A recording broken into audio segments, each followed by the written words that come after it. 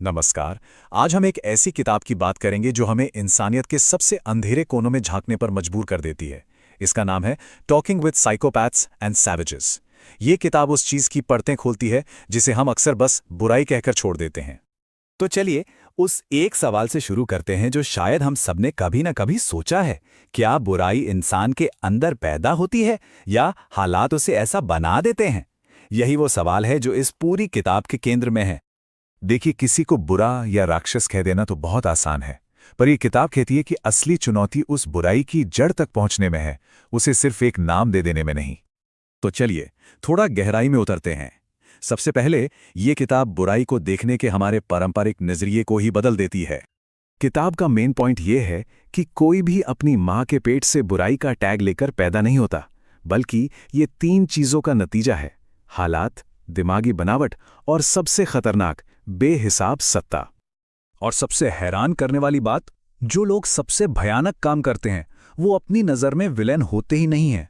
उनकी सोच इस कदर तोड़ मरोड़ दी जाती है कि उन्हें अपने हर काम के पीछे कोई ना कोई वजह सही लगने लगती है। इस कॉन्सेप्ट को और अच्छे से समझने के लिए लेखक 2 तरह के लोगों की बात करता है। एक है साइकोपैथ और दूसरा है सैवेज। आइए देखते हैं कि इन दोनों में क्या फर्क है। साइकोपैथ वो है जिसके अंदर से ही समानुभूति यानी दूसरों का दर्द महसूस करने की क्षमता गायब होती है। वो समझता है कि दर्द क्या है, पर उसे महसूस नहीं कर सकता। वहीं दूसरी तरफ सैवेज समाज की देन है। डर, गरीबी या जंग जैसे हालात उसे ऐसा बना देते हैं। उसके लिए हिंसा कोई क्रूरता नहीं, बल्कि जिंदा रहने की भाषा बन जाती है। तो एक साइकोपैथ को पहचानेंगे कैसे?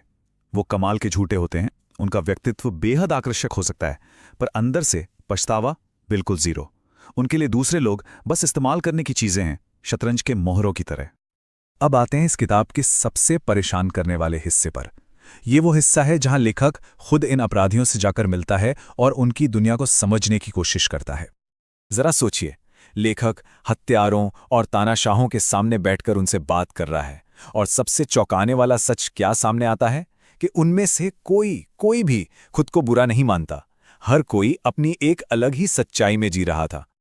उनकी दलीलें, उनकी वजहें अक्सर एक ही लाइन पर आके खत्म हो जाती थी: अगर मैं ये नहीं करता तो वो मुझे मार देते हैं।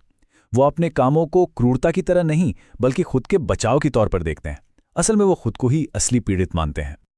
लेकिन बुराई सिर्फ एक इंसान के दिमाग में नहीं पनपती।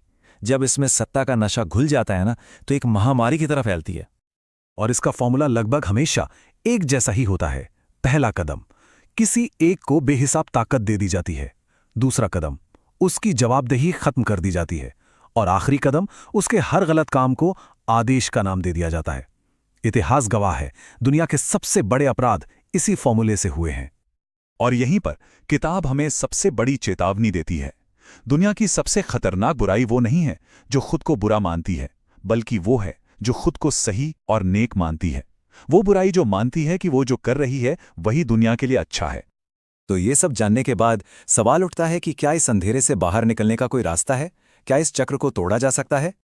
किताब के मुताबिक इसका इलाज एक एक बुरे इंसान को ठीक करना नहीं है।